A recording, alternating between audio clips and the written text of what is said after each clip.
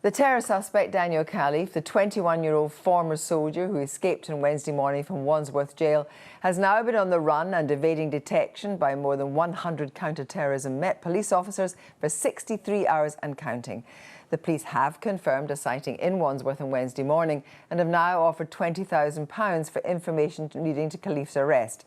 Today, the chief of the Met, Mark Rowley, said the escape of the former private in the Royal Signals Regiment was clearly pre-planned, but we're no clearer whether the fugitive had inside help or outside help. Joe is here. Joe, what is the police's strategy now?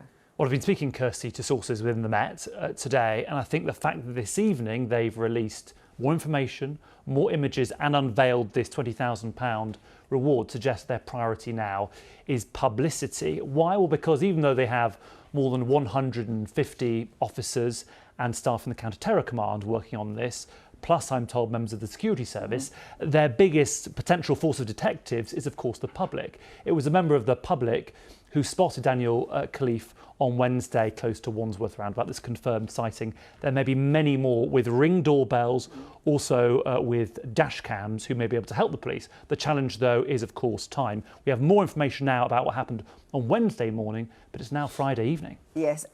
So let's look at this issue about why he was held in a Category B prison, because we're not just talking about terrorism, we're talking about espionage. We are, and this categorisation question hasn't been answered. There is a review ordered by Alex Chalk, the Justice Secretary, into it. We should, though, say that some terror suspects are not held in Category A prisons or B prisons. Some, actually, are bailed if they don't pose a serious threat. And, of course, the police are still saying that Daniel Khalife doesn't pose a direct threat to members of the public. Don't approach them, though, is also part of their advice. I think we need to differentiate here between the first two charges that Mr. Khalife faces, one of which was under the Terrorism Act, and the third charge was under the Official Secrets Act. That is the espionage charge.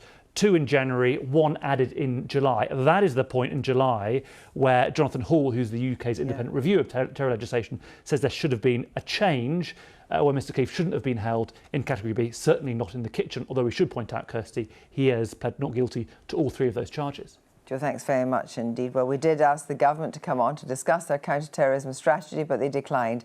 Here in the studio, I'm joined by Julie Ebner, Senior Resident Research Fellow at the Institute for Strategic Dialogue, whose research focuses on combating terrorism and extremism. Thank you very much for joining us.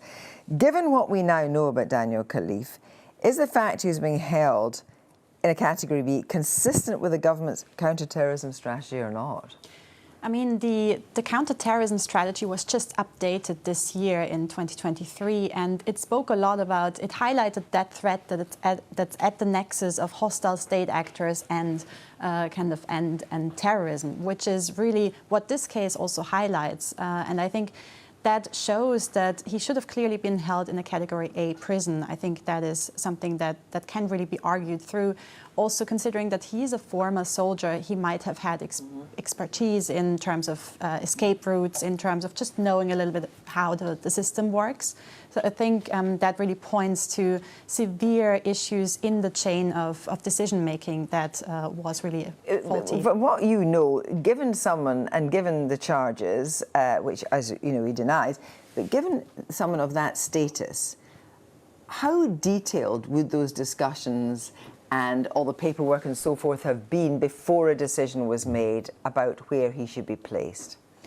It's something where I don't have specific insights into how exactly the decision-making took place, but it does show that there is probably a wider problem within the UK's security system, especially when it relates to the different decisions being made and the communication between the intelligence and security community and the prison systems. Also, there is a big issue, of course, in terms of capacity, but also the skills of the prison officers who are often not aware of terrorist offenders and how to deal with them.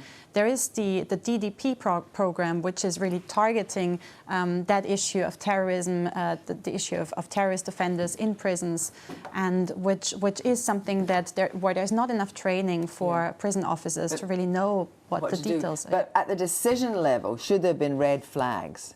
In terms of what he was charged with, should there have been red flags?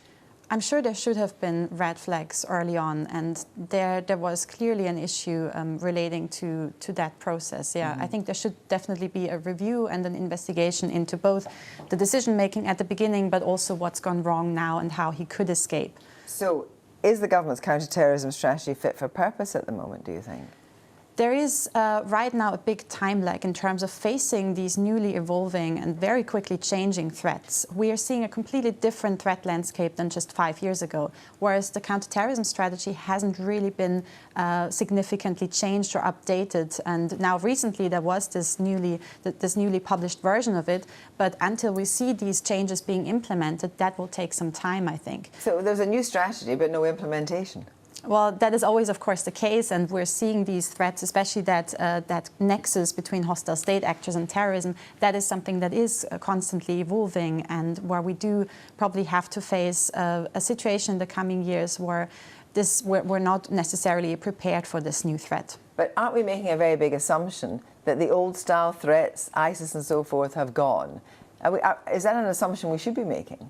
No, I don't think they're gone. I think they're less visible now because, of course, we have had high-profile attacks, a whole series of attacks back in 2017 and in the mid-2010s. And I think that is something where we have seen that the investments in the prison system, but also in the de-radicalization and rehabilitation space, have clearly not been prioritized recently because of this lack of visibility of the threat. That is interesting. You talk about the de-radicalization issue has not been dealt with, and that brings us back to prison and what happens within a prison, especially a crowded prison, where there are terrorism charged people on remand or people that have been actually convicted.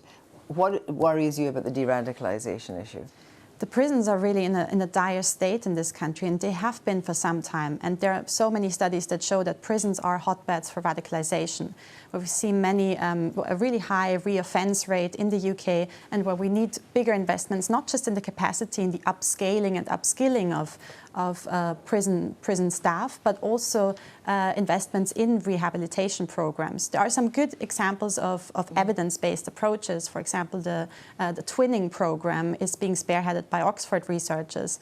What's twinning? The twinning program is a program that's been rolled out across different prisons in the UK and which is rooted in psychological evidence-based approaches to de-radicalization. But very briefly, the counter-argument would be that actually hasn't the government been relatively successful at keeping us safe right now? Or maybe we just don't obviously hear about the threat necessarily. There have been many failed attacks, many preempted attacks, but at the same time, it's always necessary to keep up to speed with the most recent developments, both in terms of technology, in terms of the more complex threat landscape, and missing that boat can be very costly and can cost lives. And so that means that we should really be looking at what is lacking at the moment, and especially this combination of the new threat landscape on the one hand and the very severely understaffed and overcrowded prisons. That is a potentially Thank you very much disastrous indeed, combination. Thank you very much indeed. Thank you.